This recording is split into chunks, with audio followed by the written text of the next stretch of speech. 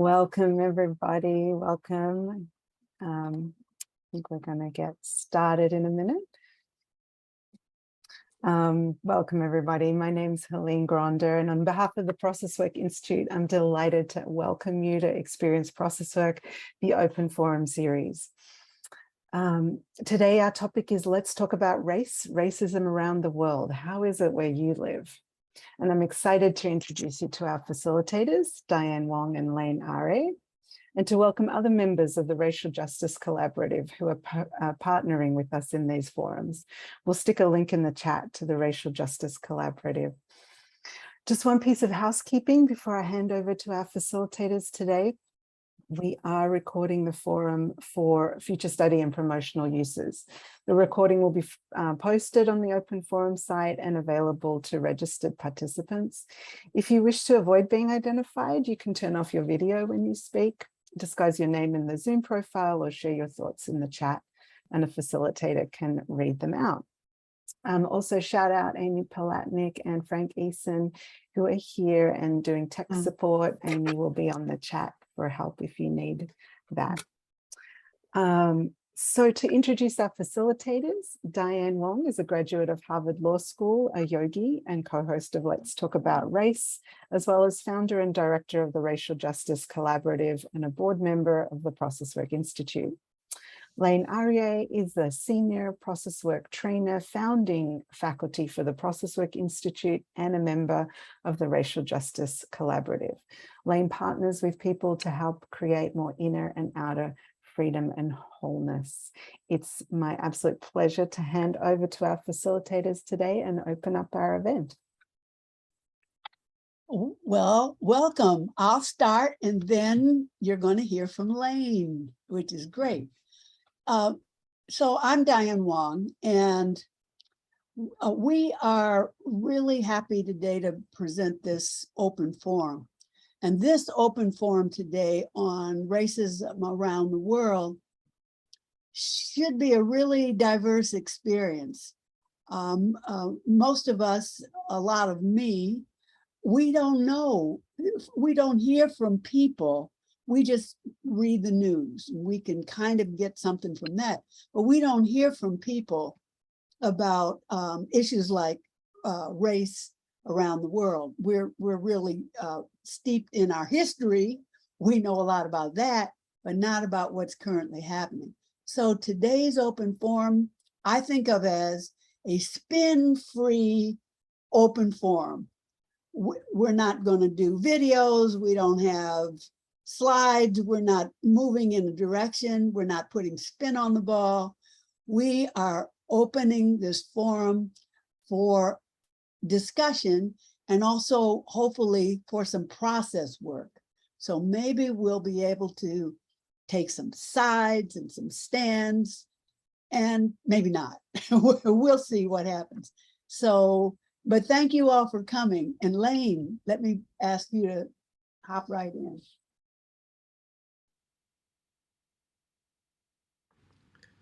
Diane, it is always such a pleasure to work with you. Helene, I am so grateful to you and for hosting, and to the Process Work Institute for doing this together with the Racial Justice Collaborative. Amy, wonderful, wonderful. Thank you for all of your work on the board. And yeah. So I'm just going to say a couple of sentences. First of all, it's so nice to see everybody here who I know, and people I don't know. Marilyn from Texas, nice to see you again. So yeah, a central idea of process work is this idea of deep democracy.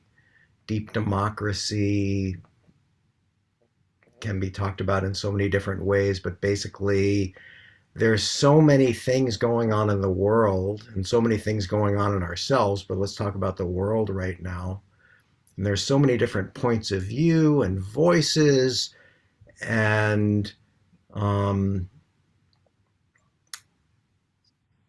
how do we hear all the voices, hear all the points of views, the experiences of different people, but also listen to them and have them interact with one another, and all the different feelings and thoughts and untouchable things. How do we let that have a space and have an interaction, and that is how the field, the larger field, gets to know itself.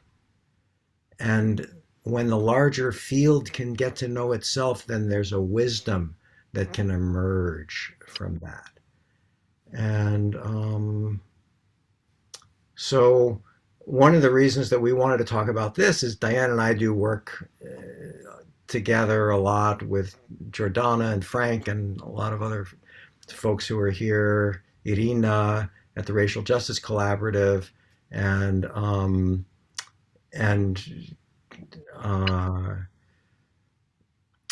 that we have a kind of U.S. centric way of thinking about and talking about race and working with race, and in the U.S., race has a certain kind of spin on it.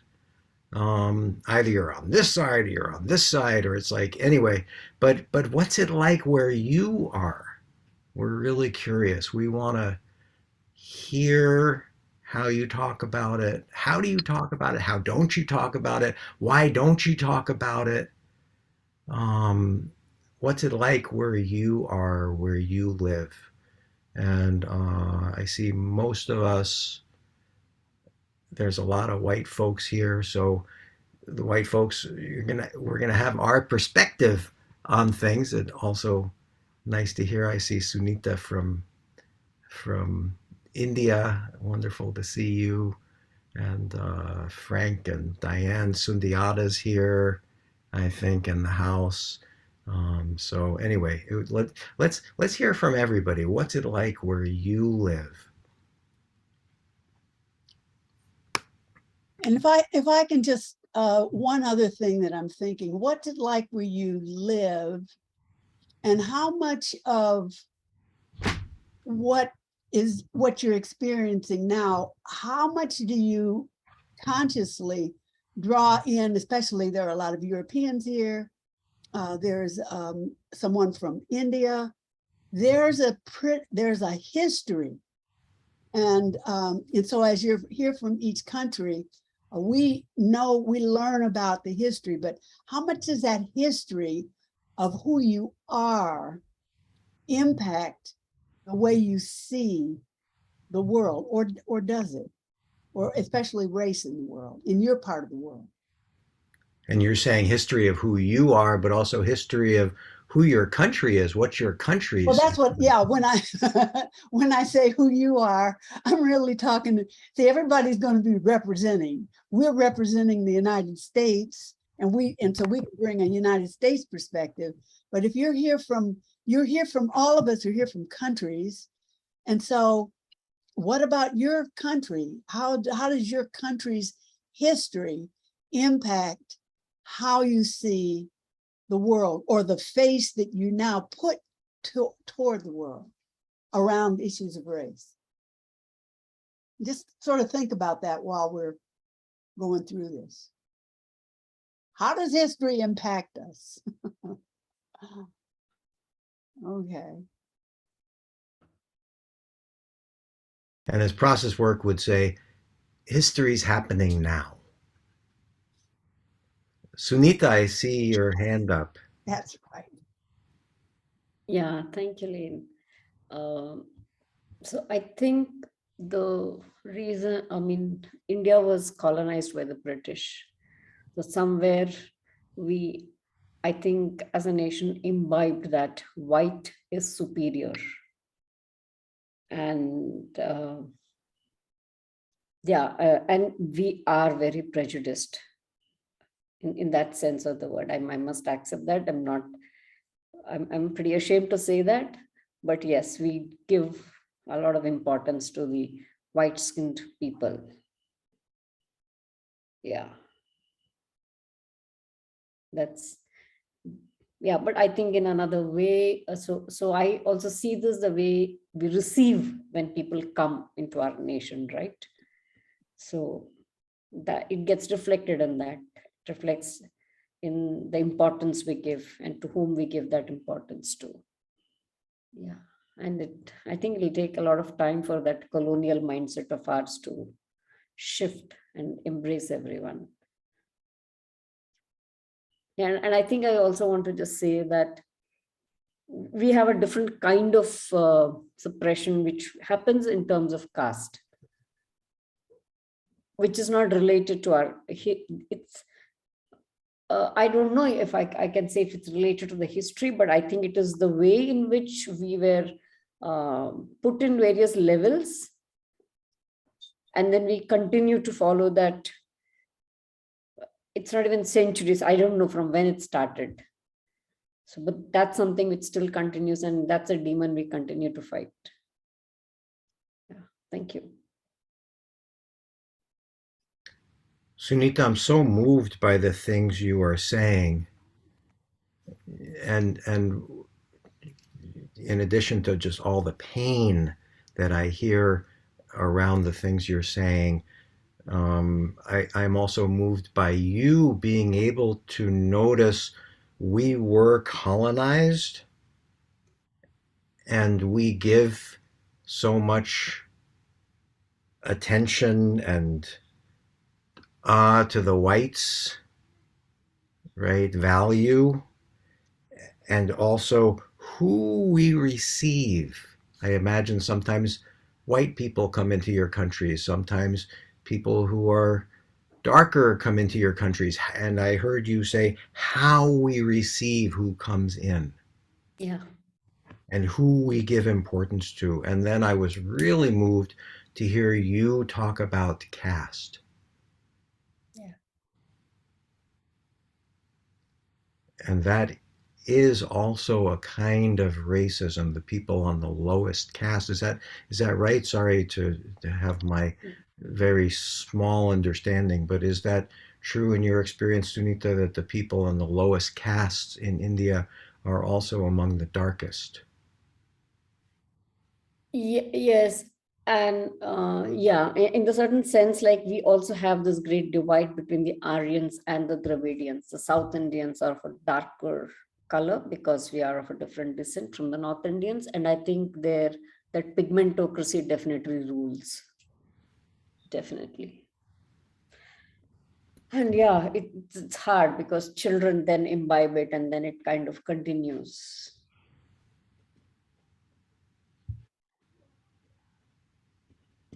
Thank you. That's it. Thank you. If I can, I really feel, I really feel what you're saying, Sunitha, and I think that experience of valuing white and whiteness, at least in the United States, it's exactly the same. But if we look out in the world and we see white supremacy, like all over. And if we look into white supremacy and the systems and structures that are developed to benefit white skin, then it's like looking in the United States. It's very painful. I see the same thing you see, and we struggle with the same issues. We don't talk about it a lot, but we also value, even unconsciously, we value whiteness. But how could we not? How could we not? If we want to have a job, you hear people all the time, women say, I couldn't go in with my natural hair in the for Black people, that there's a hair issue. And so I couldn't go in with my natural hair.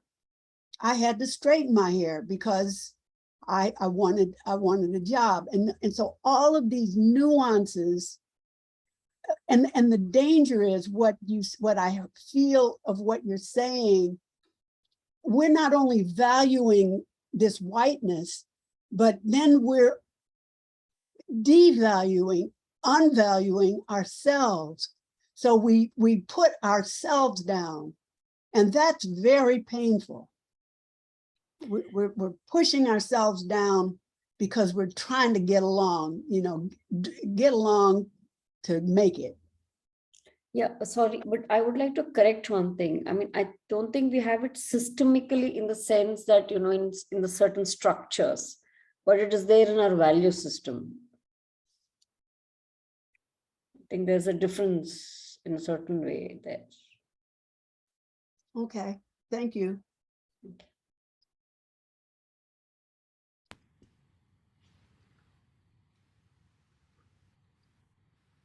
Jordana. We're gonna yeah, I also saw Killian raise his hand. Do we want to do raised hands or do people just want to come in? What do you think, Diane? I think raised hands, because then people know that they're in line and they're not cutting off somebody else. So, but if you want to come in, then do that. But let's have raised hands as well. So You can all raise your hand by, because Killian just raised his hand, but you can go to the bottom of Zoom under reactions where it says reactions and click on that and then click raise hand. okay. So And you can also go to the bottom and click on chat, and then you can see the chat that's going on. There's like another process happening in the chat as well. Go on, Jordana. Oh, so hi, everybody. I'm in Canada and I'm in Nova Scotia particularly. And I just wanted to talk. I know there's maybe one or a couple of other people who are in Canada. So Canada wrongly prides itself on being not like the US. And even I had fallen into that trap before I moved back here as a Canadian, because I didn't know the history as well as I know the US history. And I just want to make a couple of comments. One is that Nova Scotia is known as, you know, part of the trail where enslaved Africans and African Americans actually came here in the 1600s. And the province is very, you know, proud of that part of the history. But then when you dig in to what happened when people arrived, you find that they were cast aside, dehumanized, you know, left to freeze in the winter, no help from anyone, no welcome, which to me is brutal and brutality and anti-Blackness. And people are still loath to look at that history. And I think it follows into what we see today in a place like Nova Scotia, which has the longest existing Black community in Canada, even though it's you know, a small place. The other thing I wanted to say, and it came back to what Sunitha and Diane talked about, how people are welcomed or received. So Nova Scotia has, well, Canada in its immigration system, which is completely bogged down. There are people from Afghanistan and Pakistan and Syria that have been waiting 18 years to be granted asylum here. So suddenly, and again, I'm not saying that Ukrainians don't deserve what they got, they completely do. And I welcome how they were treated, but I question why other people don't get it. So within the space of a few months, they've been granted a special path to get a 3-year permit to work. A whole donation center opened in Halifax. I don't know if they don't allow other people in, but for Ukrainian refugees to get beds and bikes and everything they need. And again, I think that is fantastic, but it says something about the so-called the people who look like us.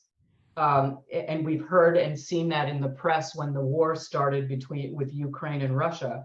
And so I just want to point that out, that this white supremacist and, you know, wanting to, you know, being shocked when blue-eyed blonde people are being killed in war, it's pretty horrifying to me, and that's what's happening here. So I wanted to bring that up. I wanted to make a comment to Sunitha, or a question. She said to Diane, it's more our values and not a systemic issue in India. And I don't know about India, but my question would be, if the value system is such that it privileges lighter skinned people in India, how can it not be in the system? So that's my question to Sunitha, if she wants to answer it. And thank you very much.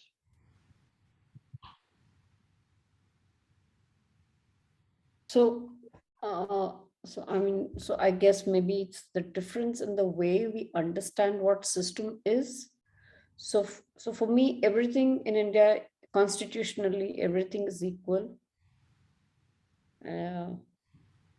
Everybody is equally entitled to everything.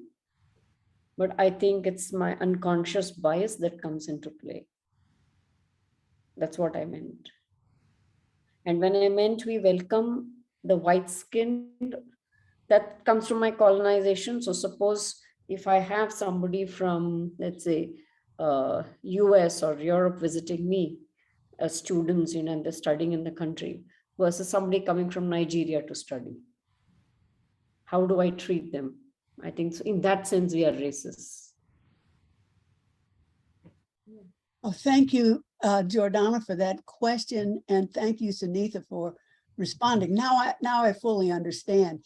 The United States also has constitutions and policies and everything that says everybody is equal. But now I understand you say it's the values.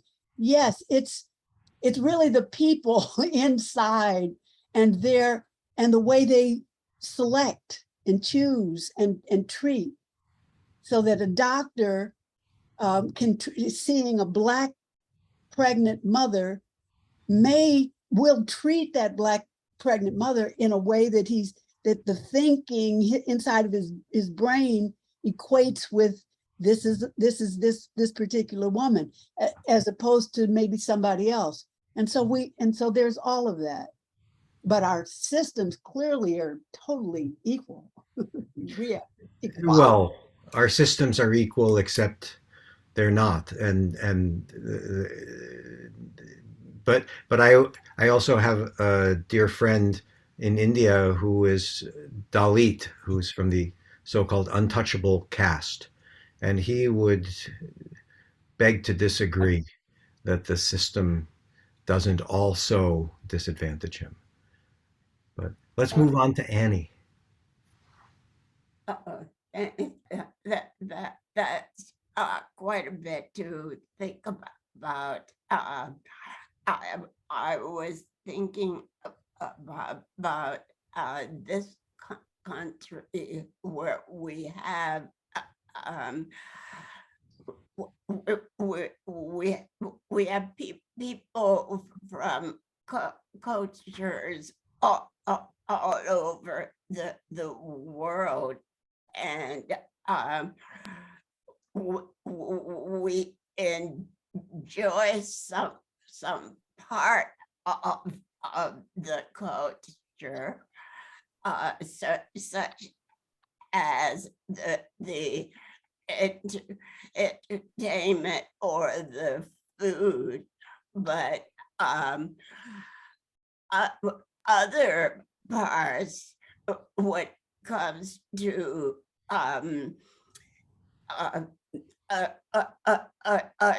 share in economic privileges, then people become choicy, and the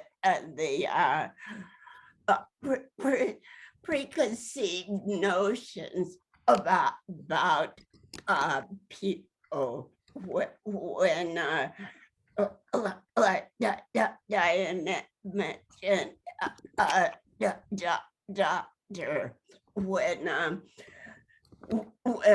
when they come in and they see a Black woman or a Black man, they already have a whole set of assumptions about what might be a part of what's causing their problems, that it includes maybe drugs or bad habits, but living in the South, Mississippi in particular, everybody gets shortchanged. Would we have this kind of system? Because as I was growing up, our reaction to what white music or some ways of doing things was rejected, and of course on the other side, they of course the white people thought that the way they did things was correct. So we got short change in terms of some of the learning that could have taken place because we either ignored it or rejected it. Thank you, Annie. And that's an important point, that we're missing out on so much by our automatic assumptions. So thank you. So in this forum, we're looking at the world, and so we're going to bring everybody in to the discussion, but we want to make sure that we're getting in other parts of the world. So if there are people who live somewhere not the United States, and they can just, I don't know who you are, so I don't know where you live, but we'd like to invite them to, so we make sure we get a broad range of discussion. How does that sound? That sound okay? So I don't know who you are. Zuzana Lucia from Slovakia, Okay. Birgitta from Amsterdam, Susie from the UK, Michette, I know you live in Belgium. Michette. How could I forget you? Hey guys. I can give a word. Počkaj, musíme sa prihlásiť. Môžeš spraviť. I give the word my partner because I have a little bit problem with English and he will speak. He wants something to say. Okay? Hello, may I? And yes, absolutely. Yeah. And also, Zuzana, if you want to speak, you could say it Okay. in Slovak, and at another point, Do you say it in understand? Slovak, and someone could translate it. Yeah. Okay. Yeah.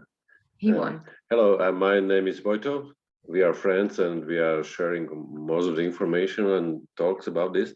As you raised the question, I would like to follow that. That was our history, our national history, which how it impact our view on the racism or the color of people and something like around. So I would say from a history, there are two, I would say this races connected nationalities or people which were around. One would be, as unfortunately well known from the Second World and before the Second World, was a Jewish. So this was something which was happening here.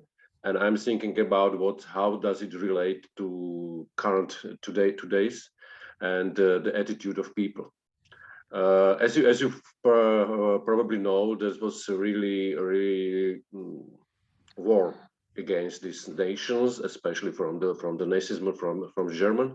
But what I want to say, please understand me well, the Jewish were chosen because there were in most of countries somehow not very popular ones. Popular means that because, for example, in our country, it was quite poor in the time, and each village there was the richest people in the village were Jewish, which was the someone who have some inn. There was someone who is a banker or someone who has money, yeah, and wisdom or knowledge, yeah.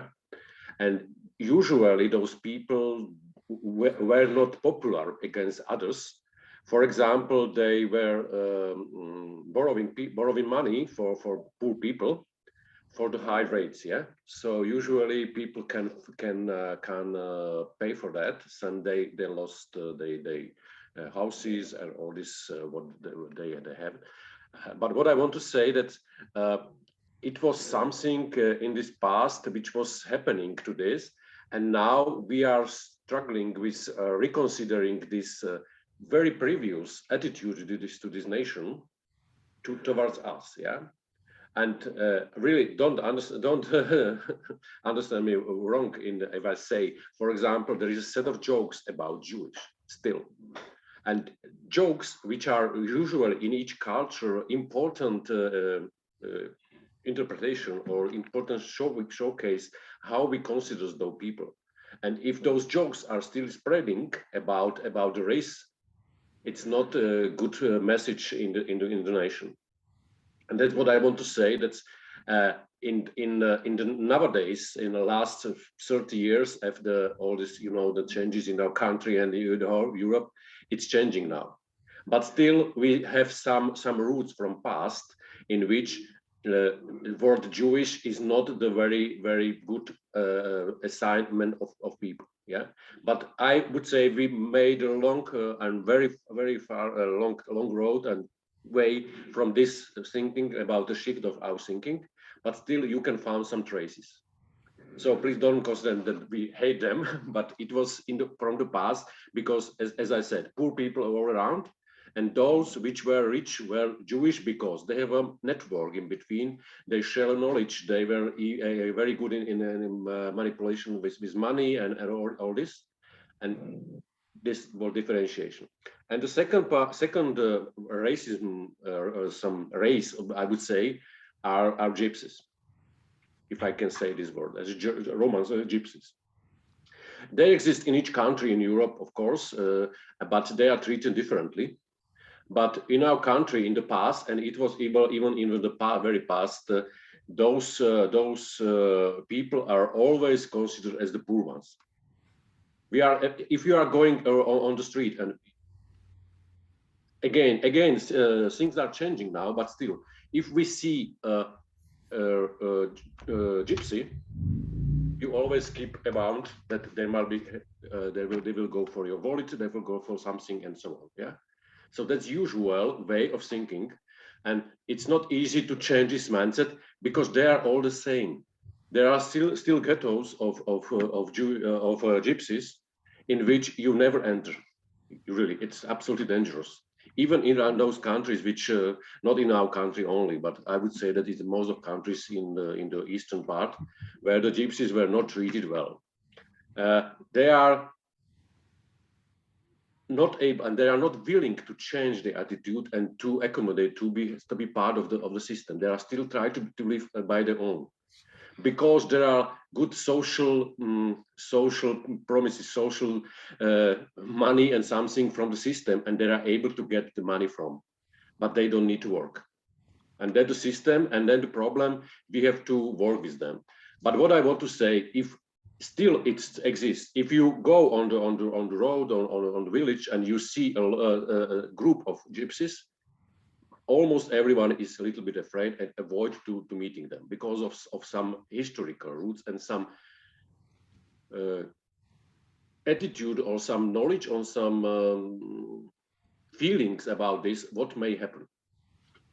I'm sorry for doing that, but that's I try to put those two races which are still here, and I see from historical point there are some reasons why we are treating them.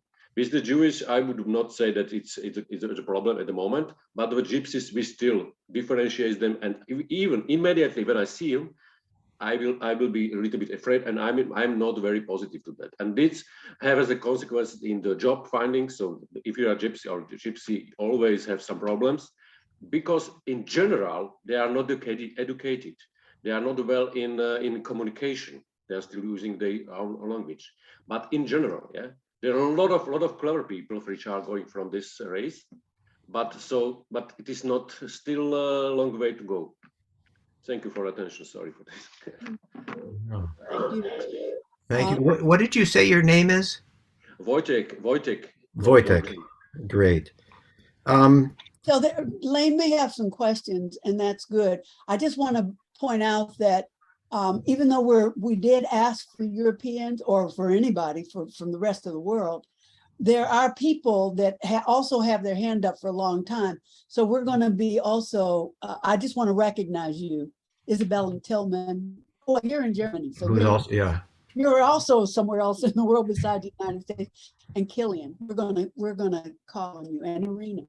So, Michelle. Okay, so go ahead. so Diane, before we go on to somebody else, yeah, those were some important and also kind of hot things hot, that Wojtek said. hot. And I'm wondering if someone wants to respond to any of that. Yeah, I think I would like to say something. Thank you, Isabel. Is it okay if oh, sorry, I will leave. No. You wanted to say something about what Wojtek said? Yes, is that possible? That would be wonderful. Oh, I'm sorry. Oh, I'm sorry. You're talking, Birgitta. Yes, please. Sorry, I didn't see that was you. I was feeling very triggered. I feel dizzy. It really touched me deeply, and I hear my voice is shaking. I just want to say that to hear how this history is still alive, and it really triggers me when the way we talk about things. I recognize it in you, the last speaker, but also in my society. That people say, yes, this is because of history, but it's still now if we talk about it like this. I have a hard time explaining myself, but I just feel how much it's still alive right now in the way, Wojciech, how you were talking about it, the way you were presenting reasons for racism, and also in the language to say they, we as white people, I suggest, and they are not educated. There is a lot of generalizations. So the generalizations really trigger a lot of pain in me. And where is the individual? Where is the humanity? And that talking in generalizations. Sorry, I'm very triggered. So I have a hard time finding the right words, but there's something about saying they, that splitting, it's us and them, that is really painful for me. And it feels like we're not growing, we are not moving forward if we talk about they and us, them and us. So I want to say that I'm shaking right now because of feeling the aliveness of this, how this history is still now. Thank you.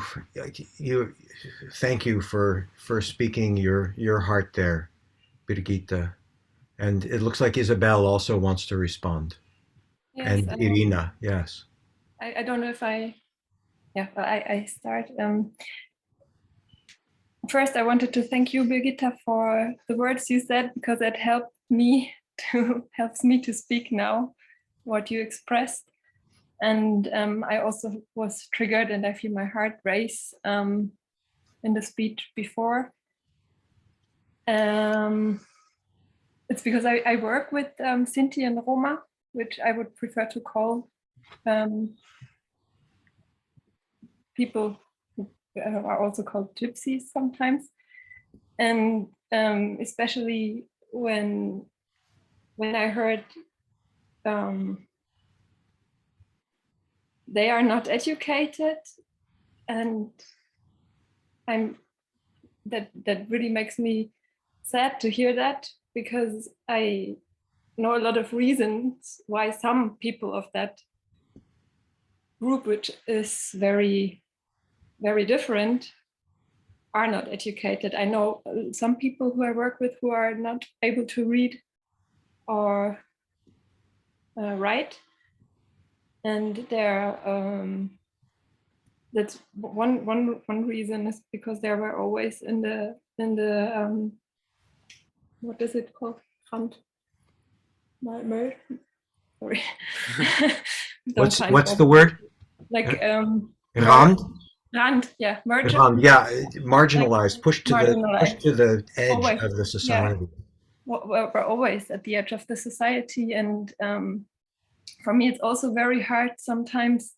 I also have that voice within me, like they don't want to be part, they don't want to change, and then I also try to understand why it was so hard for them. For them, yeah, it's because I say also them to.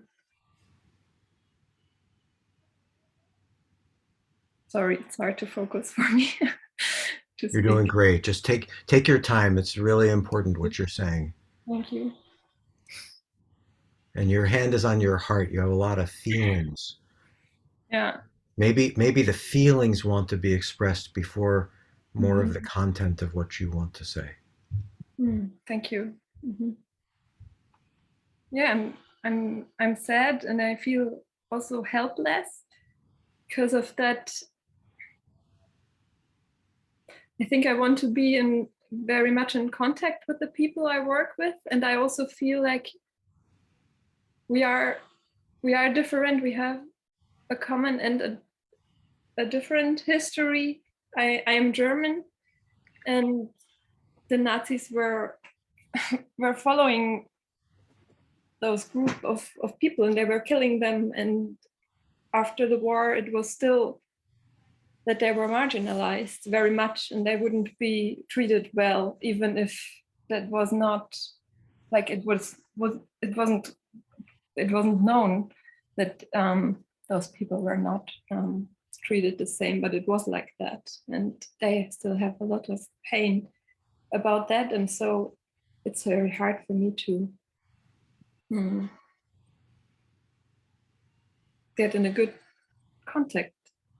So I think that's what makes it so hard. Yeah. Thank you. Well, thank you. What Isabel is talking about was also spoken about earlier. When we talk about history, it's not like it's gone. It still lives.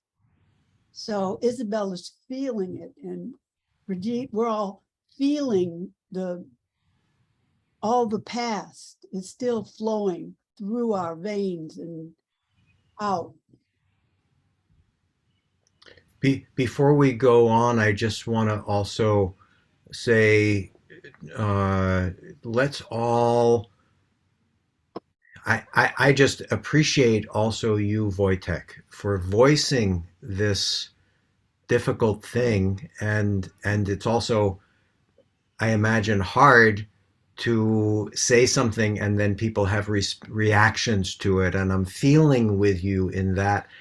I'm sure all of us have been in that situation, especially around race, but around other things where we say something and we don't realize what reactions other people are going to have, and so I just want to let's not also think of Wojtek as other here, that's also all of us. And Irina, you had also had your hand up to respond to Wojtek. Thank you. I was curious whether, anti-Semitism would come up. I guess I just wanted to say that I'm one of them. I'm a Jew from Eastern Europe. And I grew up in the former Soviet Union and left with my family when I was 10 years old because of the anti-Semitism and because I think in the background was a feeling that at any time our lives could be upended and really anything could happen to us because we were Jewish and because our passport there was an ethnicity, whatever entry, and it said Jew. And that meant that in any institution that we had to interact with, we could be discriminated against legally. And on a social level, though, it meant that we could be subject to discrimination at any time without repercussion. And I think on another level is what you voiced is these beliefs that people hold about why it's okay that they killed us, or it's okay that they took away our possessions or destroyed the Jewish shops because you had money when we had nothing. So just as a moment of education, most Jews actually lived in utter poverty in Eastern Europe because they weren't allowed to own land or to work the land. And that was most of what people did at the time, was agriculture. So the reason Jews started banking is because it was the dirty thing to do in the Christian tradition. And so that's what was available for work. And by the way, the word bank, it's bank, it's a bench that Jews would sit on because they weren't allowed to be inside and do the lending of the money. So the story about why that rationalization, I just want to air it out for the lie that it is. And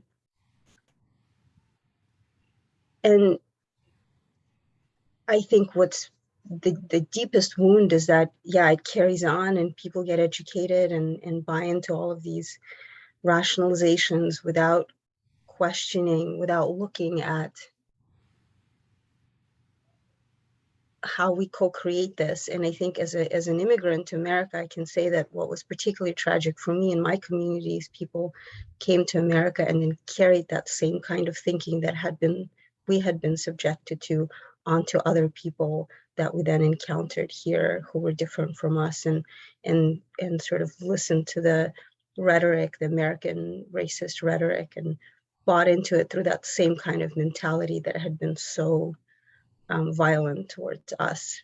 And so I think I don't know, I mean, this is of course why I think it's so important that we're doing what we're doing here today, but also just to notice the ways that we take in that, internalize that oppression and then carry it forward and towards ourselves and towards others. Thank you so much, Irina. That is so powerful, what you are saying. And yeah, to look at the historical reasons and the systemic reasons that Jews or Roma had to be in those positions. And yeah, I just wonder, just to circle back, is that okay, Diane, to circle back for a moment to Wojtek? Is that okay? Absolutely. I want to circle back to him too. And this is such a rich conversation. Thank you, everybody, for joining. And Wojtek, thank you for just opening your mouth and speaking. And I'm watching you and I see that you wanted to do that. You wanted to just speak in the way that people speak about it and not to try to frame it in nice ways. And that's what we're able to do. So thank you, Lane. Thanks. Yeah, I'm just wondering, Wojtek, if you want to respond to anything that Birgitta or Isabel or Irina have said. Okay, I would like to respond very shortly. I I see that my word was very strong against maybe some people feel offended by that. But really, what Elena said, that I try to open and discuss, and this is not always my voice, my mind about this, but trying to open. As we are not playing roles that I am perfect, but I want to show that in this part of world, we are still meeting with such attitudes, and which was happening, and you especially requested about the history, and I tried to connect to history and what was in the past, how those people were treated, and how it is changing. As I said, it is the radical change against the Jews. I have most of the people don't have any problem with them. Yeah, problem in this mean that them and us, but still in my voice you heard, and I realized that, thank you for that I'm speaking about them and me and us. Yeah, I have to change this wording. Yeah, absolutely. Thank you someone for doing this. But with Roma and Gypsies, it is, we see as a country, as a general problem in social system, how to integrate them. And I said, and it is really in general, that it is really in general problem to ask children to school, coming to school, they don't want to. And in general, this is the attitude of the community, not to enter the school because they don't need to. Yeah, there is other topics. So I am still trying to, and we are still trying to treat Roma people equally. If they're coming and trying to help them, even we are doing more for them because they know they are coming from poverty, they are from several different systems, try to help them. Yeah, but in general, yeah, this is the case, what is happening, and I don't want to cover my eyes, I know how to say in English, yeah, and try to, so sorry if I was offending, but I try to open and try to say that's it's happening. That's really, it's happening. Thank you for giving me time. Thank you. Let's just all take a breath after that. That was kind of a piece in itself right there. Let's just all kind of take a breath. Notice your bodies right now.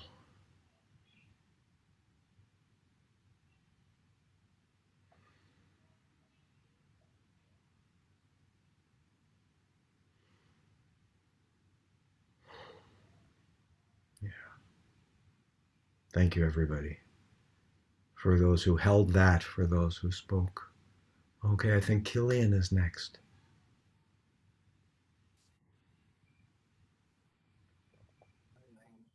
Good to see you. Can you hear me? Killian. Yes. Okay. I'm gonna go kind of in a different direction and then come back. Maybe connects some to what Irina said. You asked, how is racism where you live? Well, my closest neighborhood is myself. Max, those of you who know Max, the teacher, said a long time ago, he said that if I'm against something or if I don't like something in myself, it's easier to dislike it in others, or I can project it onto someone else. So, things I don't like in myself, and a lot of it is connected with judgments, but like, I don't like being a loser. I don't like feeling weak. I don't like making mistakes. I don't like not being smart, right? I don't like someone looking down on me, or I think they look down on me. All of those kinds of things and they lead to a kind of suffering,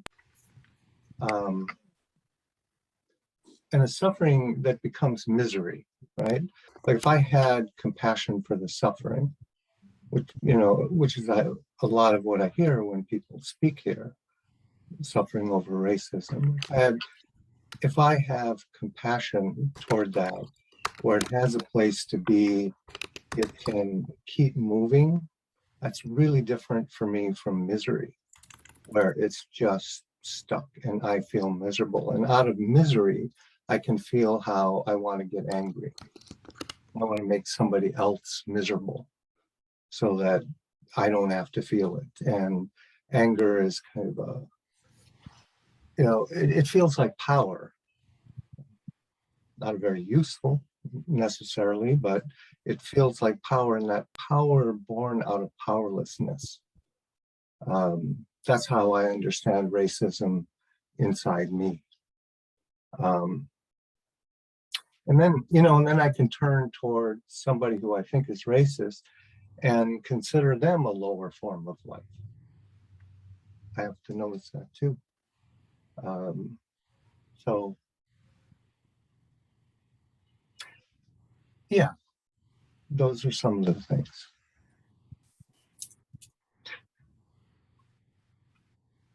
Thank you, Killian. That's an important discussion. Where is that coming from? And so it's like dominoes, right?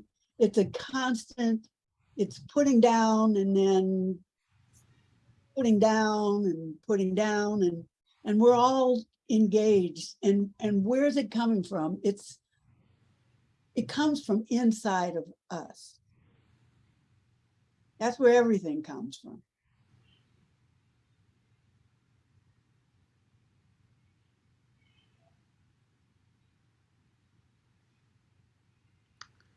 Great to see you, Killian. Michette, you're muted. You're muted, Michette. We can't hear you. Okay, sorry. I'm not very good about history, but of course, coming from Belgium, but having lived in different countries too, of course, I feel what has been said about the gypsies and the Jewish and everything. Being in Brussels also, and having lived as a kid till 10 in Africa, I've been confronted to some interesting things too. Then later, I've lived 10 years in California, and I was extremely surprised to see how the Americans are treating the Mexicans. I totally didn't understand that.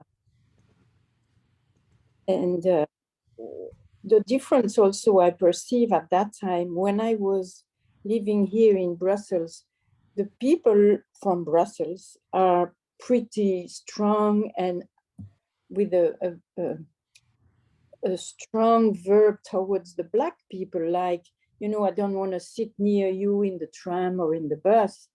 And in California, towards the Mexican, they didn't say a word, they didn't even look at them, they were like invisible.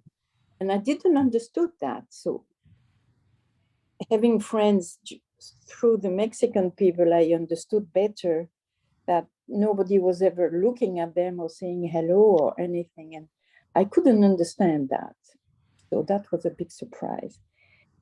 Then also, of course, living in Brussels, we have the European unity and so on. So we have lots of people from many different countries.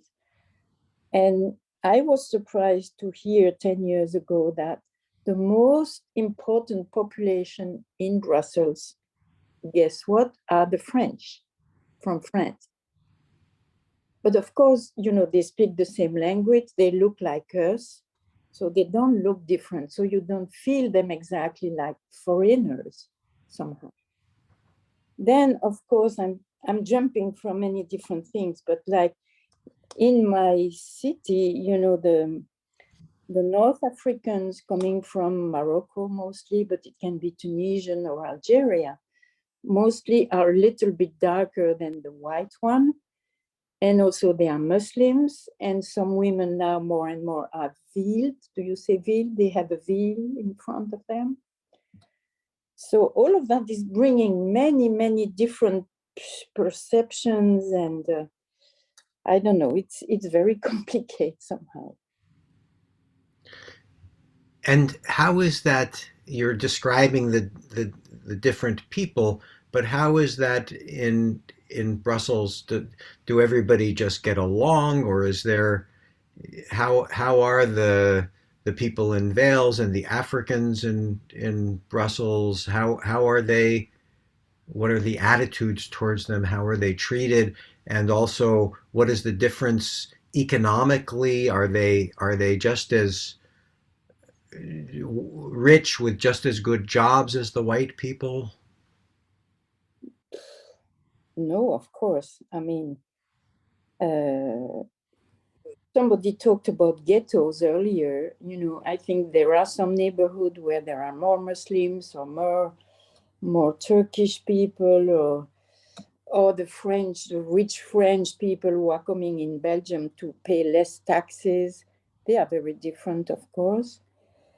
So, and the Black people, I mean, I think also the young generation, they are more accepting towards everybody, and they are much more open, and they speak about them like citizen of the world. So probably the oldest people are different. It's such an extreme, complicated situation. And I don't want to do generalization also. So I don't know, it's such a complex subject somehow, or issues. Mm-hmm. And you mentioned at the beginning your 10 years, your first 10 years living in Africa. And Jordana wrote in the chat, where in Africa, what country or countries Belgium brutally colonized Congo in Central Africa? I lived in Congo at that time. You lived in Belgian Congo at that time. Mm-hmm. My parents were born in Africa, in the Congo. So, and I observed when I came back, from Africa, everybody here was looking at me and calling me like a savage or a white person, because I wasn't behaving like the Belgian from here somehow.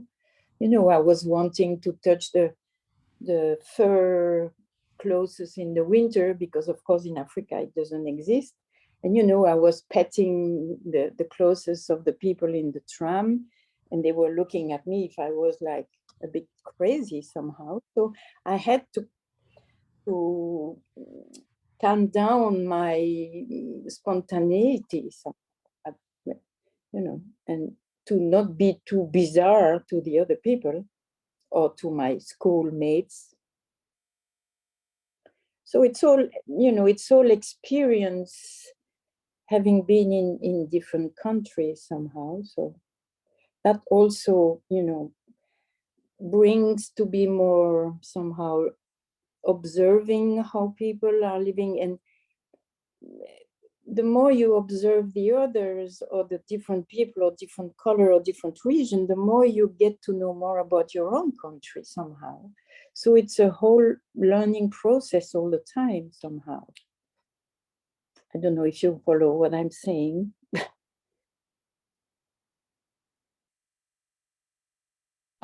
Michette, this is Jordana. I just wanted to ask you a question. I'm trying to understand what you're saying. Are you saying, first of all, I wanted to know why you call it Africa and not the specific country, because then you went and mentioned California and Belgium in very specific ways.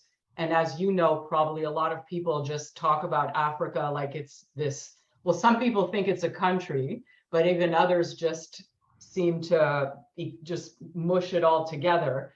So I'm happy that you told us where you were. But my question is, I'm trying to understand what you're talking about, that when you came to Belgium, you were on trams and you were, I don't know, were you touching people? Like, I'm trying to understand what you were trying to say. So thank you. Just describing a moment where I was in the tram with my mom, and I've never seen some fur, what do you say, like a coat. The woman was sitting in front of me, and I was just petting her fur. Oh, okay. And I was surprised. I've never seen that, because of course in Africa or in Belgium, Congo, it was extremely hot. But so when you behave like that, you are looked like a very strange person somehow, even if you are 10. So it was just I just want to really appreciate the complexity of this discussion, because and the way you describe it, and especially this last point that Jordana asked about that you just described. And so here you are appearing to me to be a white person, and probably appearing to other Belgians as also white, but your slight expression of things, the way you looked at things, or maybe your movement, or and the things that you noticed, it pushed people, and they were a little aback because you're slightly different, and yet you're white still. And so that, just for all the discussion that we're having, for people who come, who are living in other, we all have our own ways of talking and doing things, and how easy it is for us to alienate, to marginalize even people who look like us. So how much more when people are, looking entirely different. So these are very complex questions. And so the question we'll all want to start to look at one point, maybe not today, is how do we put this all together? What's needed to smooth things out, or enrich our conversations, our education? I just thank you, Diane, and thank you, Michette, for speaking so personally about that. Also, I just want to say a couple of things about what you said. That they didn't just say, "Oh, what's wrong with you? You're touching my coat." Right. But you're a savage, right? And that, you lived in Africa, in that savage, dark place. And then I also just want to mention, at the time that you lived there, it was Belgian Congo. We think about colonization as if it is a long time ago, right? But your parents were born there, and you were born there, and that is the colonizers who were born there and grew up there. And on the one hand, there's a beautiful thing. I also know you learned beautiful things of being with the Congolese people there, and at the same time you were the colonizer. And just so that we all know, that wasn't that far in the past. That was in the 60s. Yeah. No, So, in the 50s. Yeah. Can we, maybe I missed it, but can we hear a little about the interaction between you and the native people?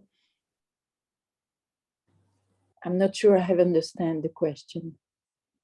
But how did you interact with the Congolese people? Well, I mean, that was a time, it was during 53 till 1960. So I was in the primary school, and of course the school was only for the white people, but we had people at home who were living near the house, and I was playing with the kids of the people working at home. My father was a surgeon as well for Belgian white people or black people. For him, he always raised us as there is no difference between the white and the black people. So, but they couldn't come to the same school than me. Thank you. Mm-hmm.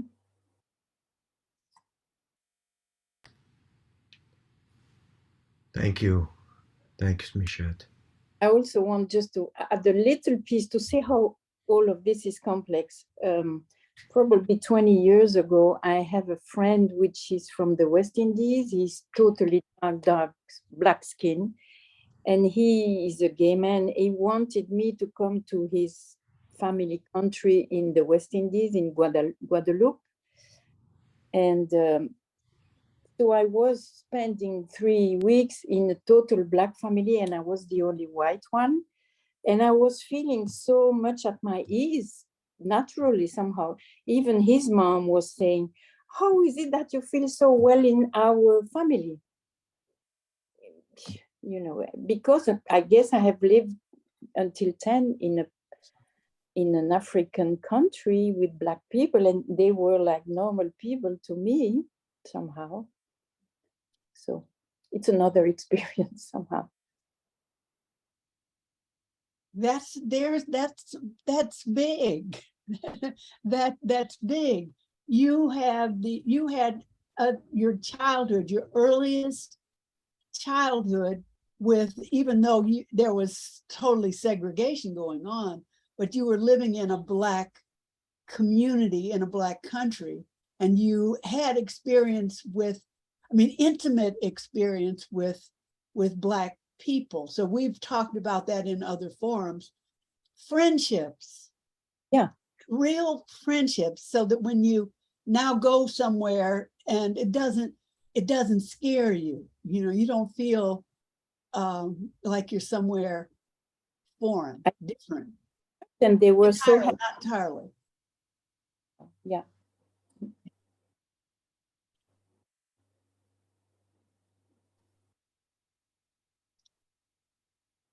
Thank you. Susie. Wow. I'm British and I live in England.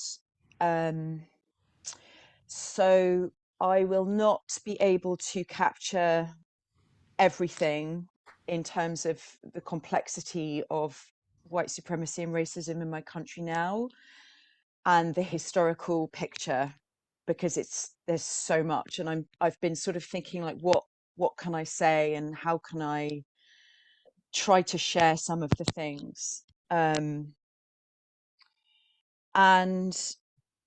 obviously colonization has been really present here, so I want to start there, because my country and I personally have benefited from the fact that my country has colonized, you know, we were everywhere in the world, and many of the people here are American, and the Racial Justice Collaborative is an American organization, and of course my country was instrumental in creating the slave trade, where Africans were kidnapped and brutalized.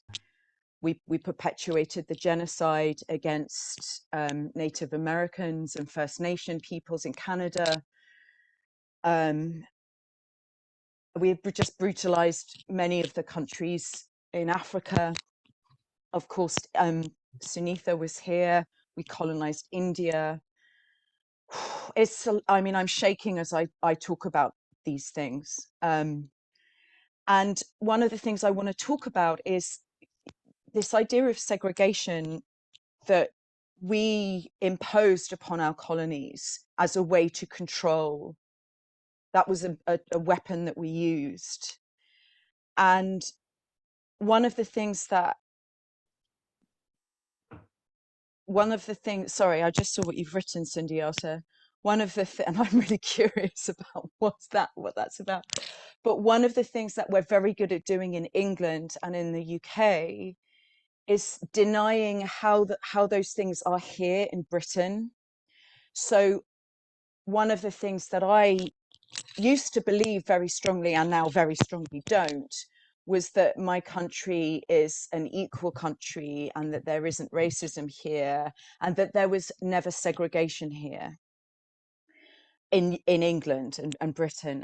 And what I now realize is that not only is there segregation in my country right now, and the ways that has been created, but we also, our colonized countries, we don't recognize as parts of Britain. And so there was segregation in all of those countries. In South America, there was segregation. As a child, I remember, you know, seeing on the news about the segregation in South Africa, and we created that.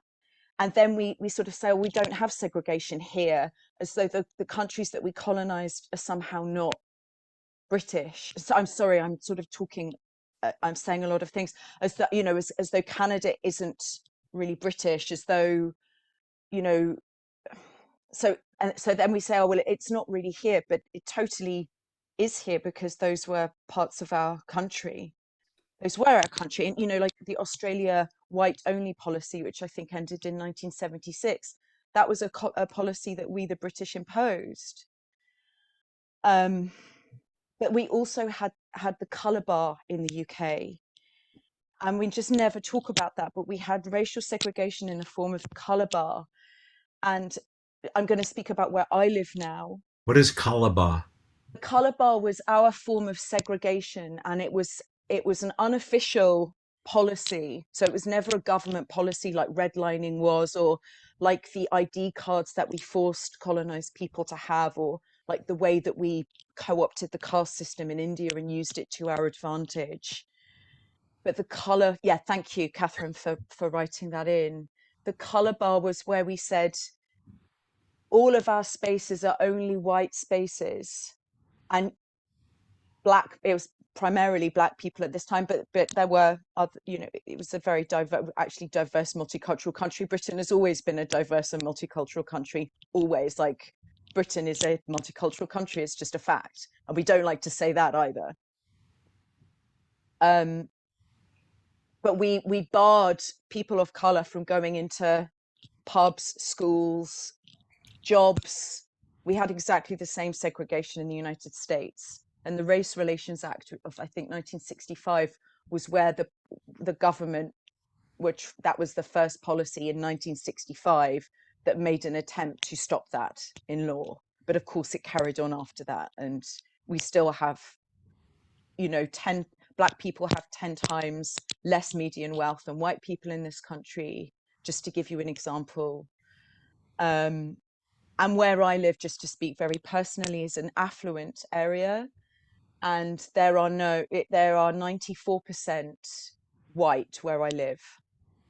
And it's affluent, and we never had redlining in inverted commas, but we use the economic system in the same way, but we just didn't state it. So I wanted to name that, and the way that the same structure of segregation exists in Britain and in the UK, but we have this really insidious way of saying, oh, we don't have that here, and that we never had that. So this is we don't really want to talk about our history, and I just want to name two other things, if that's okay, because they feel really important. Yes. In the current climate, so there was a slave owner called Edward Colston, and his statue was pulled down in Bristol. And Bristol has a very big history of being part of the slave trade, the Atlantic slave trade. And Edward Colston was a slave owner, and his statue was pulled down in Black Lives Matter protests, I think in 2020. And there's a huge now argument in the country about we have to protect our statues because it's protecting history. So there's this really pernicious argument to stop and shut down the discussions about actually going into our history of colonization, of committing genocide, of perpetuating white supremacy, of creating white supremacy with things like, you know, scientific racism, for instance, which is, if we didn't invent it, we definitely used it to our advantage as white people. But at the same time, the argument is things like, well, but we want to protect and maintain our history, so we have to keep these statues up and keep these monuments to these people who were slave owners or colonizers. It's like we worship, you know, they were good people, or they did good things. They were, and you know, yeah, thank you, Sundiata, definitely pseudoscientific. Thank you for naming that. I didn't go there.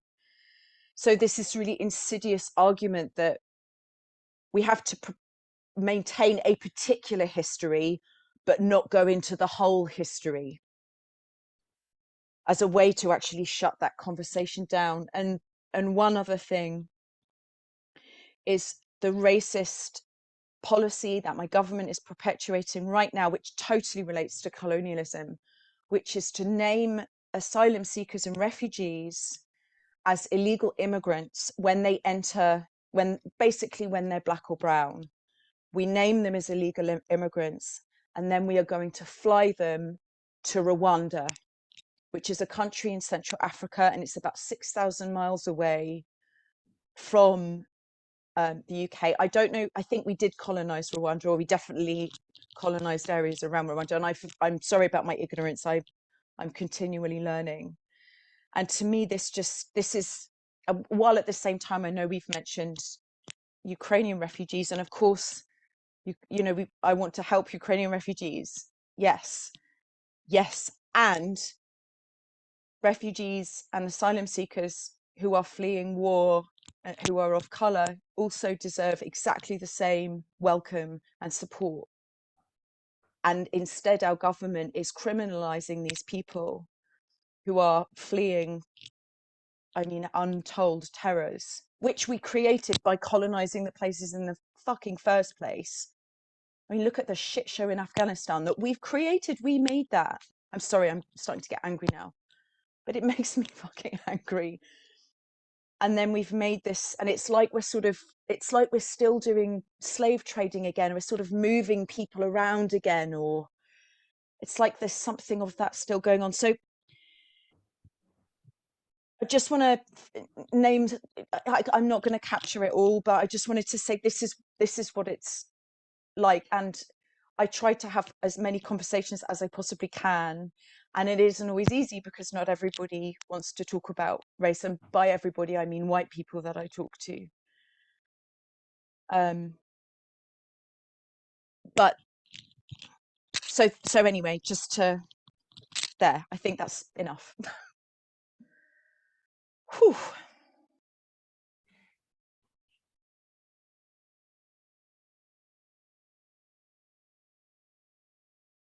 Thank you, Susie. That was a great pulling together a lot of strands of British history when the sun didn't used to set on the British Empire. That's what they meant. That's why the sun didn't set, because they were everywhere. Yeah. And they were brutalizing people everywhere. And then the question of who colonized Rwanda, and Jordana said it was Germany, but there was this, they partitioned Africa, Europe, Europeans, yes, countries, and then now they want to have clean hands. Yeah, we don't want to. British.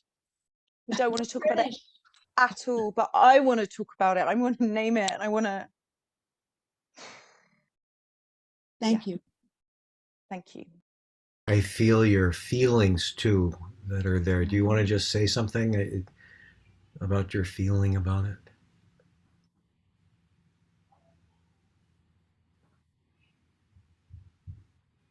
I'm outraged and I'm frustrated because I so desperately want us to grapple with it as a country. I so desperately want us to, like, we perpetuated genocides. I want us to do what Germany has done, and I'm not saying they've done a great job or anything, but I don't know. But what I mean by that is Germany as a country has tried to grapple with its role in perpetuating a genocide against Jewish peoples and homosexuals. And I'm sorry to use that word. Sorry, that's really hurt me actually as a queer person.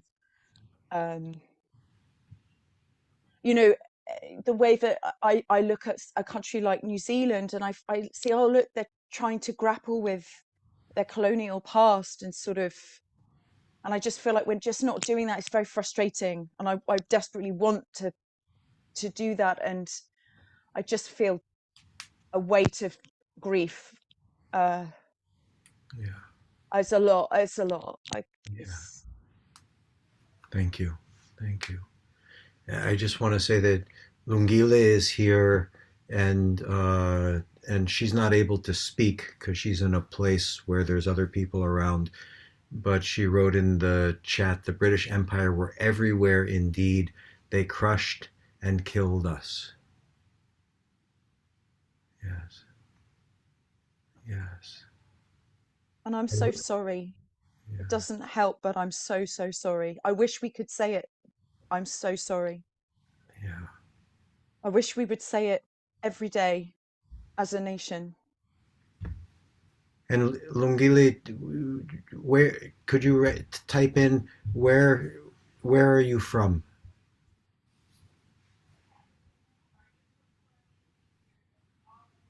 Or Susie, maybe you know. Durban, South Africa. Yes. Yes. Thank you so much for being here. Yeah. Feel free to write anything in the chat that you want and we can read it out. Yes. And I think you have a lot of experience in the UK as well. Is that right? Yeah. Yeah. Okay. Thank you for being here. Yeah. Catherine. Hi, I really appreciate being able to talk after Susie because I'm Canadian, and so much of what you said, Susie, really resonated with me. I think we underappreciate the impact of our British colonial past on the current country, and anyway, in so many ways.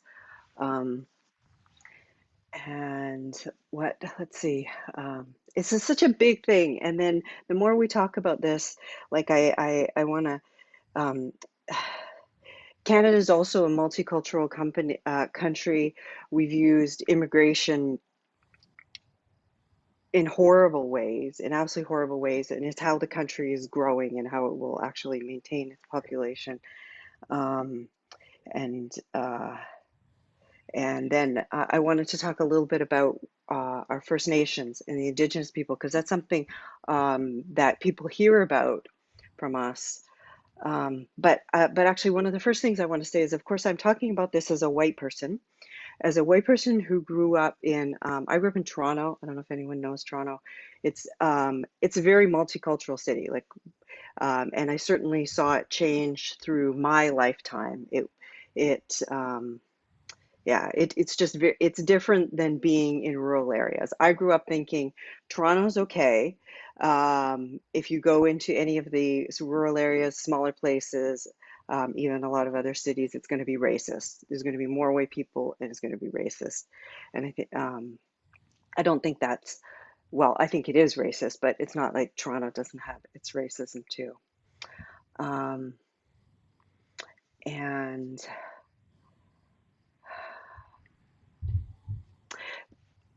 Canadian racism is really passive aggressive. That's actually one of the things I wanted to talk about.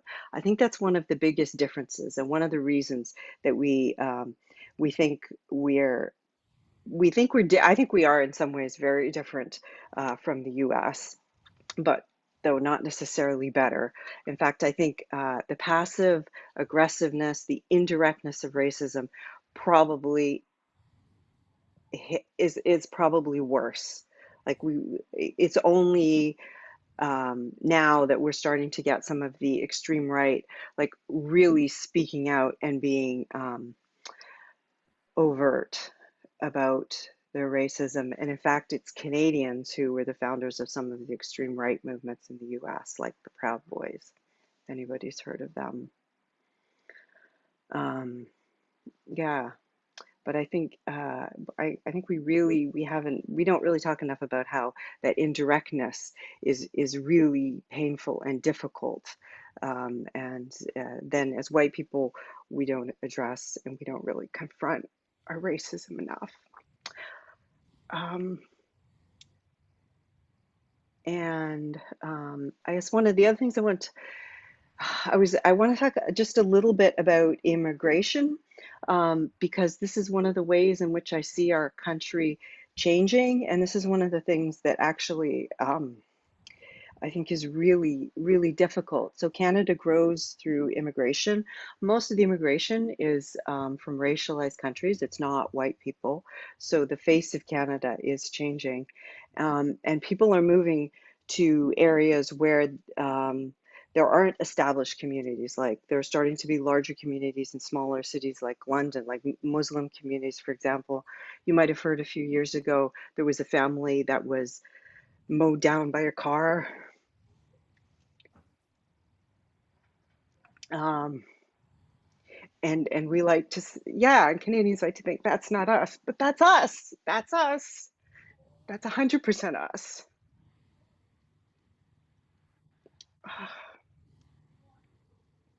Yeah.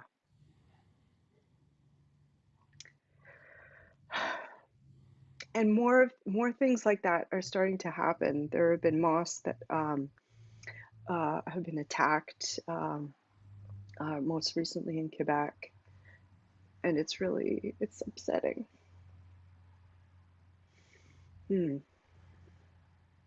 So we definitely have big problems with racism. And I don't want to take up too much time, but I want to talk a little bit about our First Nations and the Indigenous people, because that's something that I think a lot of people have heard. Most recently, you've heard about it in terms of residential schools. So this came about because residential school survivors and like the Assembly of First Nations and some of the organizations of First Nations sued the churches that ran them and the Canadian government. And they won. And that was around, I think the settlement was decided around 2009.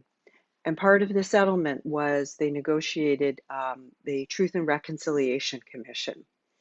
And the objective of that was to talk about and discover and share the story of residential schools.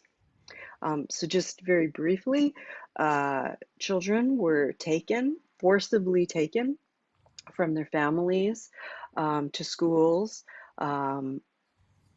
Most of them, hundreds of kilometers away. And the idea was to get rid of the Indian in them, to get rid of their native culture, their language, to teach them to be white. And the children were not cared for well.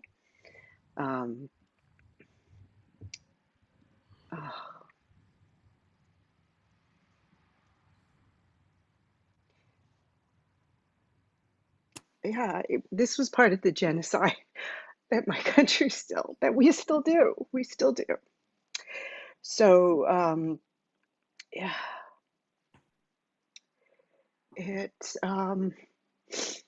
so in my view, this has been fantastic. Like the Truth and Reconciliation Commission has been fantastic. It's really brought this into the news. A lot of Canadians, like white Canadians or non-Indigenous Canadian settlers, that's the word for us. We're settlers, are more aware that we are settlers and that we are on the land of other people, and it was forcibly taken from them. I mean, some of this we learned in school, but just not in the same way, just not quite as hard. So there were, the way the land works is there were treaties that were, for the most part, forced upon Indigenous nations. And the West Coast, like in BC, there are no treaties. That's all unceded land. But even with a treaty, there is not one treaty that any government in Canada has fully lived up to. Have not lived up to our treaties. Indigenous peoples were different nations were put on reservations, or there were benefits. They weren't always put on reservations. There were benefits to living on reservations, and it's created this very complex system where we have something called the Indian Act. That's just, that governs the lives of Indigenous peoples who live on First Nations. And then just a little bit of hope. We also have Nunavut, which is a territory in northern Canada, which is Indigenous, and it is to some degree yeah, it's an indigenous run. So it's not, the idea is self-determination, self-government. It is the first territory of self-government. But there's still, yeah, you've probably heard about places that don't have water, don't have adequate housing because they're very far up north. There aren't the resources. There are problems delivering healthcare, education.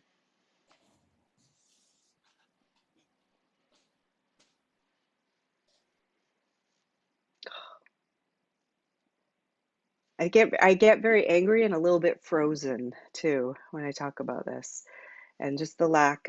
In some ways, our government is, if they're really pushed, they will be. They do respond, but we have to keep pushing them. Yeah, and I think that's it. Thank you, Catherine. And feelings are real. Maybe they're the realest things that we have, and so when you're speaking and I can feel you, I can feel, and so that feeling it goes above and beyond the words. I can feel it, and that gives us a sense of, there's a sense of solidarity in feeling. So thank you. I want to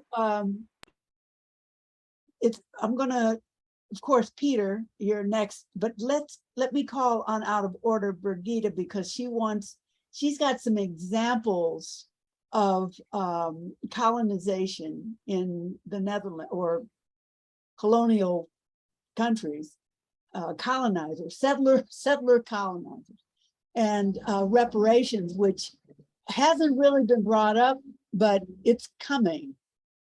It's coming. So Birgitta. Yeah, so there's good news and bad news, but I think it's also good to, just a second. I think it's also good to bring some good news for a change. And I want to introduce myself as a descendant of colonizers, which means there's a process of ownership, history, who writes history. Children books are now rewritten to include the history of slavery. And I'm ashamed of being a descendant of colonizers, as somebody here from South Africa. So I feel that link with South Africa. And so I think there's a process of honesty and looking at things, and not for everybody in the Netherlands, not at all. But I'm really glad that there's an ownership happening, an acknowledgement that history, as the way it is used to be in school books that was really not covering slavery and the extent of it and the link with wealth. I live in Amsterdam, very close to the scenic tourist place, where I know that the houses are built on the money that was made in the Caribbean islands, for example, in sugar plantations. And I'm really still only in the process of realizing this, because it's like a scenic tourist site. But we are only in the process, and I say we, the people here in Amsterdam, maybe more than in some other places in the country, realizing like, what is this nice scenery about? So I think it starts with facing the facts, rewriting history books, school books, acknowledgement, and then apologies, and then reparations. So I see this process, since Black Lives Matter, is a huge acceleration in that, in a positive way. And so we have a government bank. I think in the States it's called the Federal Reserve, I'm not sure. So it's not a commercial bank, but a national bank. And they did a public, the president did a public apology in a special day where the liberation of slavery was celebrated in Amsterdam. And he had a whole list of projects and funding that will happen as a way of making reparations. So the fact that this national bank, a huge, institute of authority, and made that public spoken apology and the acknowledgement and the projects that are now being funded, it was really well received by the Caribbean community, and the movement here, also from the Black community, from people who are descendants of slavery. So I just wanted to say that it's possible that in the past 2 years since Black Lives Matter, this is a huge acceleration of owning history, looking at history, acknowledgement of what has to be changed, and then also reparations. Starting somewhere. And yesterday there was a group of people from the Netherlands who went to the Caribbean island of Curacao to actually, what everybody thinks, they will prepare a public apologies. So there is this process of acknowledging, apologizing, and reparations is happening, and I think there's no way back. And I just want to feel good about the good news, even though I know from my Dutchness, being from the Netherlands, that there's always a tendency to think good of our country, and I want to not come from that perspective. Like there's a moral superiority in whiteness in my country, and I just want to say that I'm also aware of that, but I just bring this as a fact of some good news that is here. And I want to say one more thing about so-called integration of people, because we talked about Roma and Sinti people. I've been working with refugees for several years. And this whole thing of we want the refugees to be part of society actually is not because of equality, is because of control. Because you can only belong here when you let go of your way of being, your language, or maybe even your religion.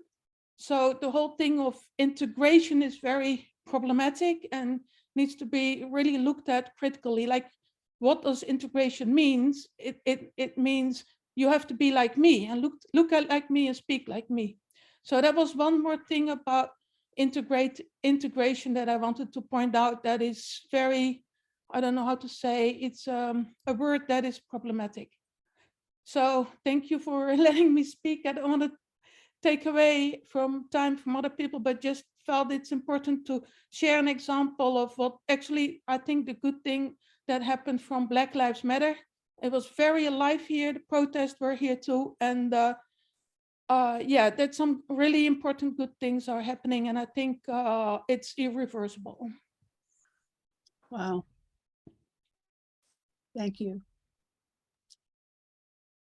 In particular, I want to thank you for raising this issue of education that has come up before, that people aren't educated. And what is really meant is they haven't attended our schools and been indoctrinated in our ways of life. And to us, that means they're not educated. So, but it's for the purpose of control. We're all controlled.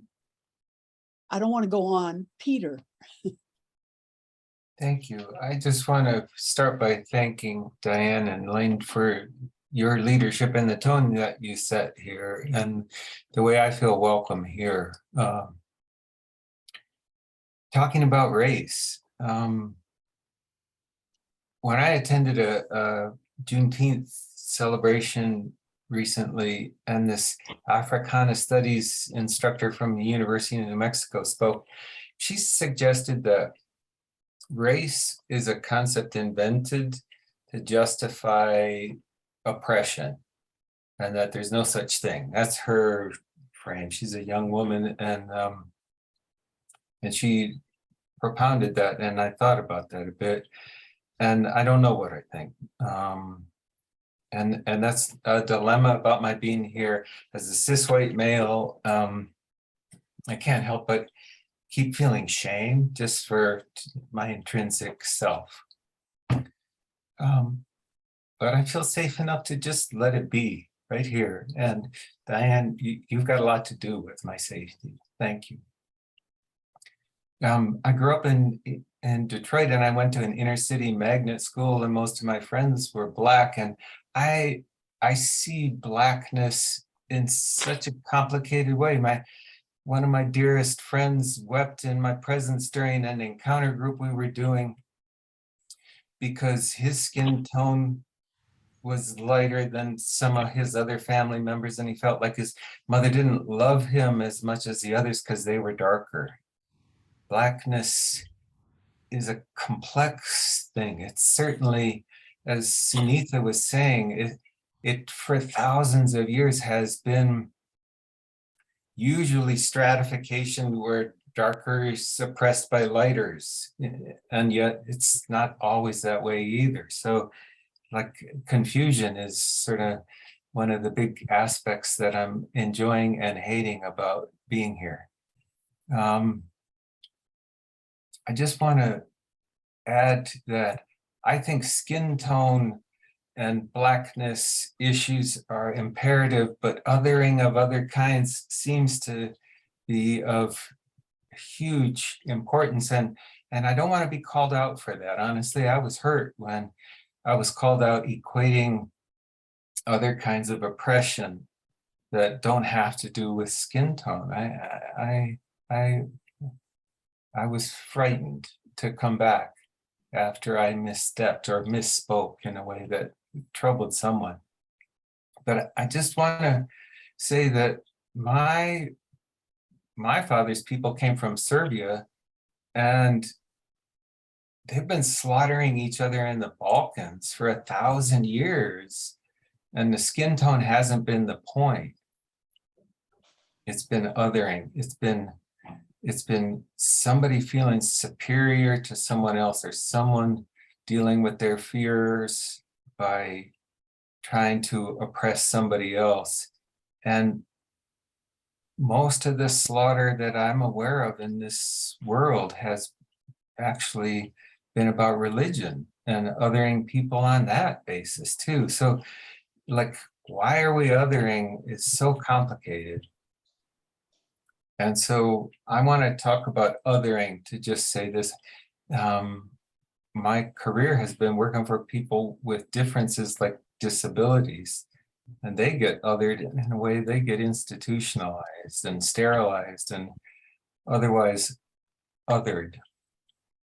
And so I just want to say the thing that I value most about coming here is that I'm not getting othered very much, and I am being accepted here a lot. And to me, that will allow me to learn and change and become a better Homo sapien. And that's what I'm looking to accomplish while I'm here, is to become a better Homo sapien. So I guess that's all I got. Thank you, Peter. Thank you. Really, I feel your wanting to be a better Homo sapien. You're already a beautiful Homo sapien. I just want to read a couple of things that were in the chat there also. Lungilu,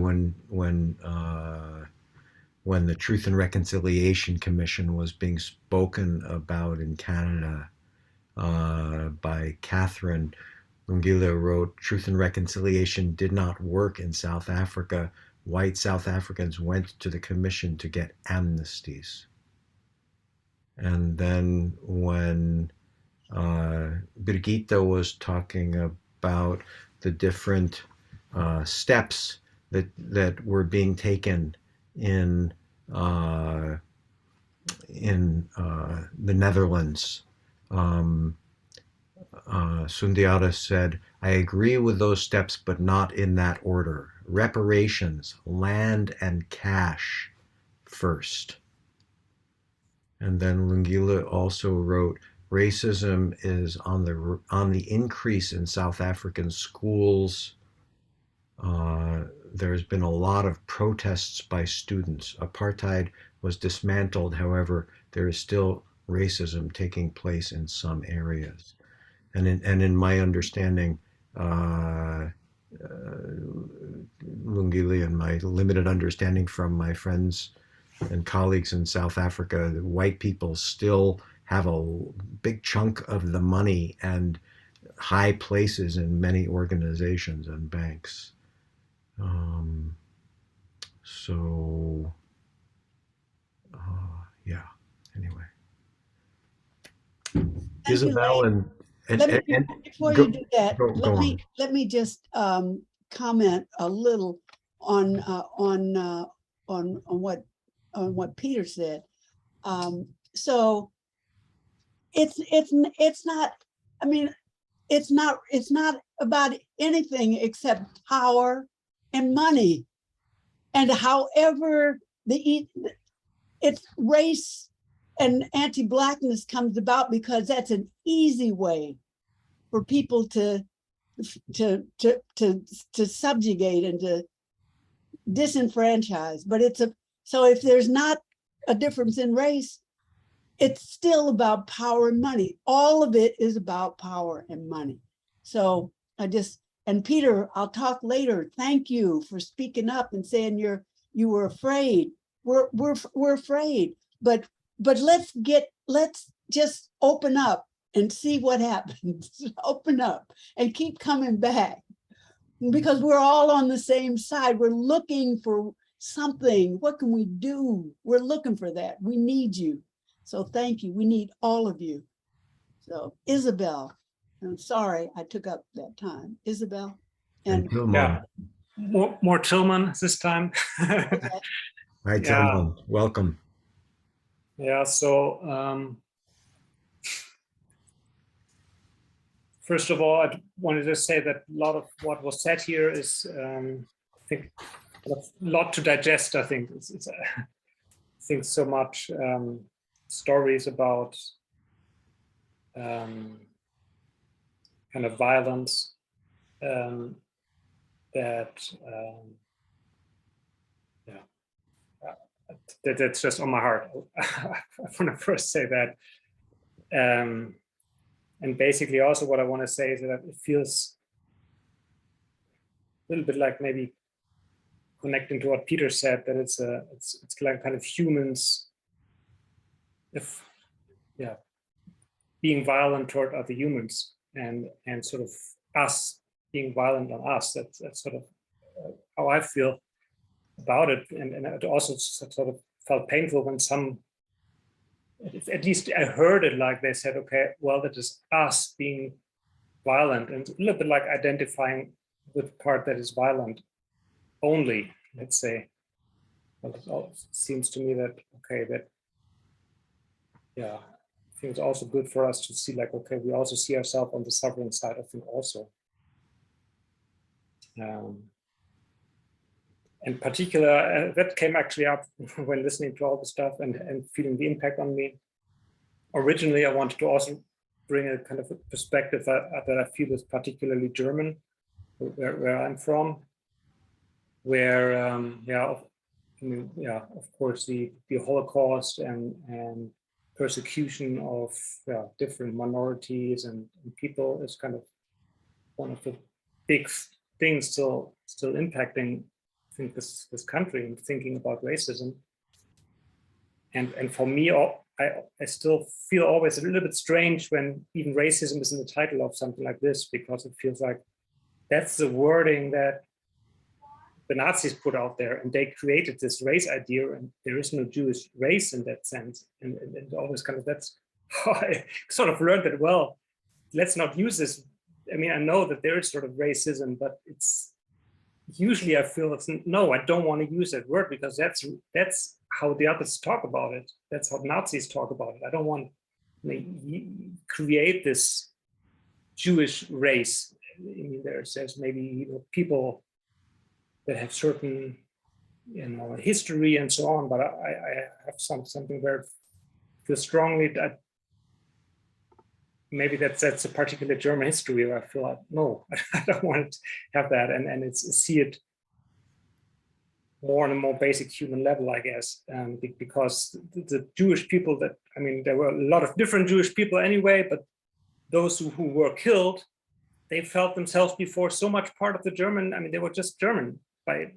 They fought in the German wars against the French. They were maybe colonizing, you know, and they felt like we are good Germans and we are proud to be Germans, and felt like totally maybe privileged. And then, well, next moment they found themselves on the other side by whatever, something that they felt totally not as essential to their identity. Yeah, I don't know. So maybe I keep it with that, but that's sort of big emotional part of me that also feels some tension in me in this whole discussion, I guess. You know? Yeah, thank you for allowing me to share that viewpoint.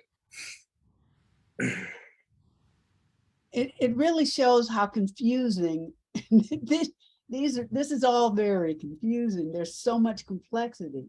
And even from the part of the perpetrator, whoever that perpetrator is, let's not think for a moment that their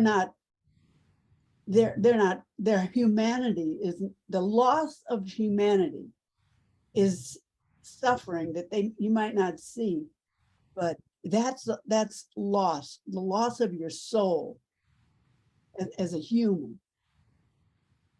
is big. So we're at the end of our time. We've got Sundiata. Amy put her hand down. Amy, are you satisfied to have your hand down, or did you? Yeah, yeah. Okay. I think that a lot of what I wanted to say has kind of been said. Okay. Thank you.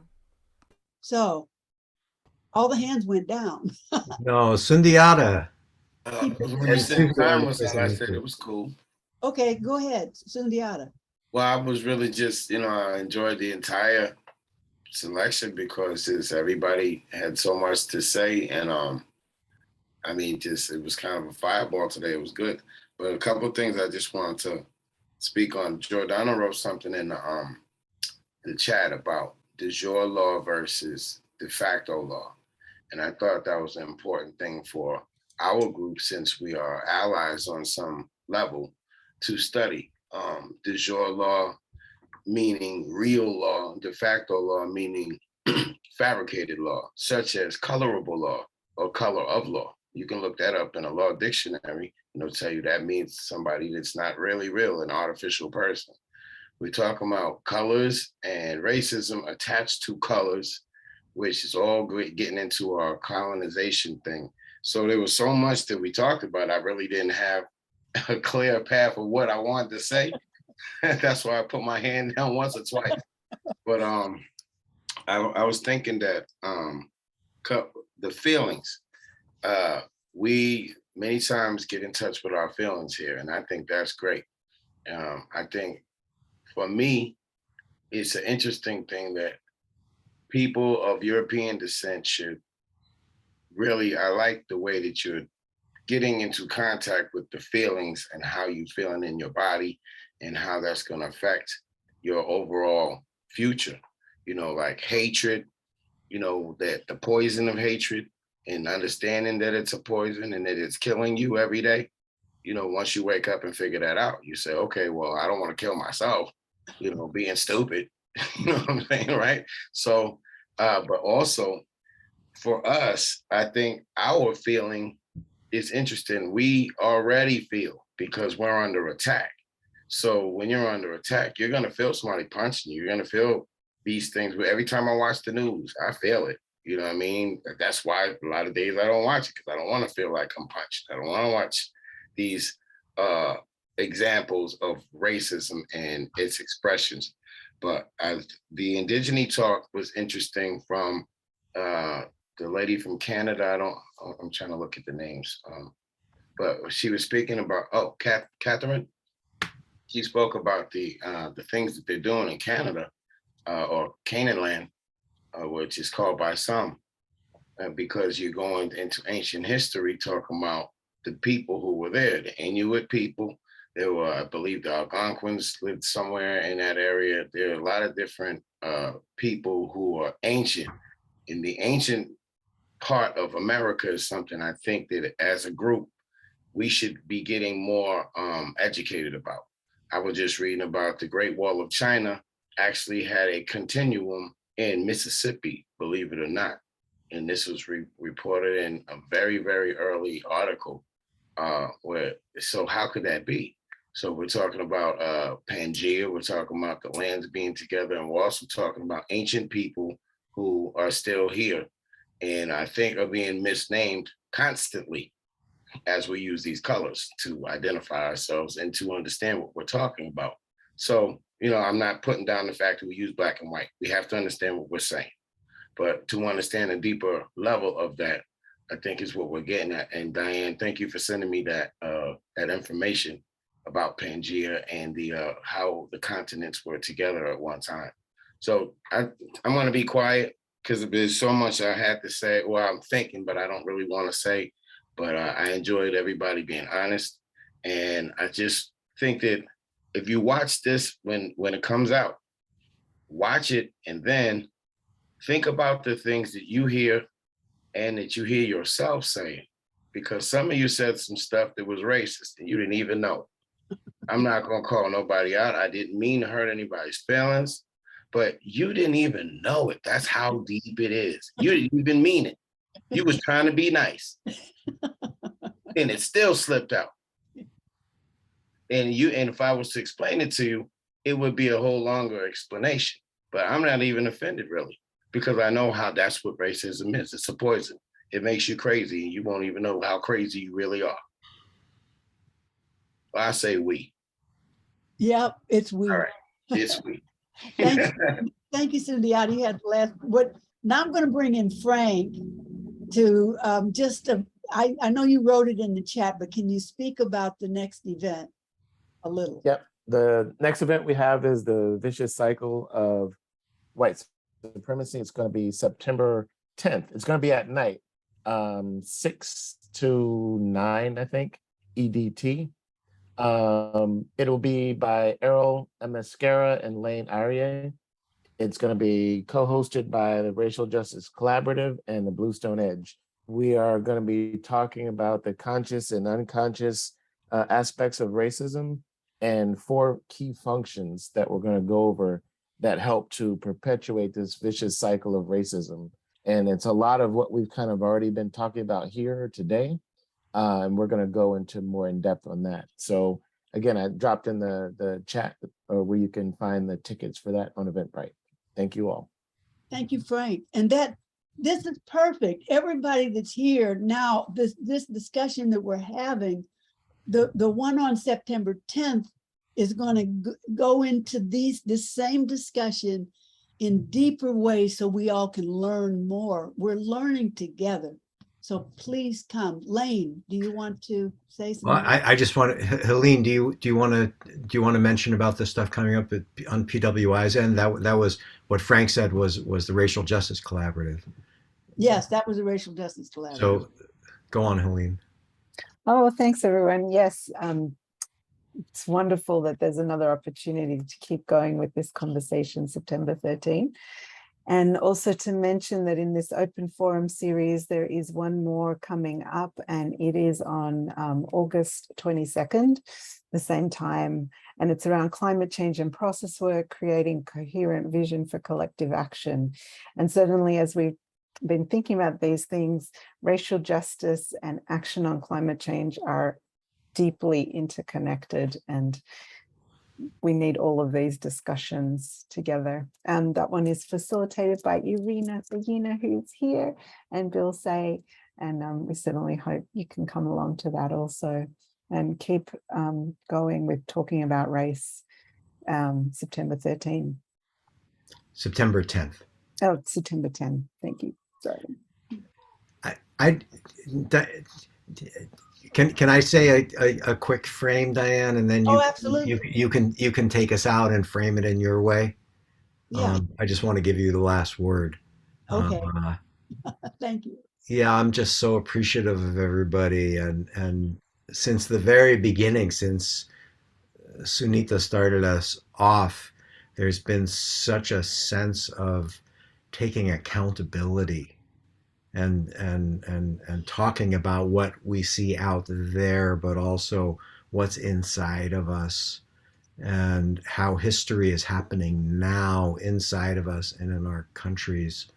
And there was some kind of some heat also, and a lot of courage in kind of staying with hot moments and staying in relationship with each other and just really appreciating everybody.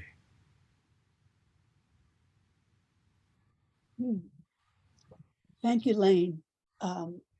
So since I have the last word, thank you all. This is what happens when you don't put a big spin on the ball, and we have people and we see this rich this it's not just information, it's a heartfelt feeling. So now we leave as a feeling. We're together. We're learning how to work to be together. We're learning how to be.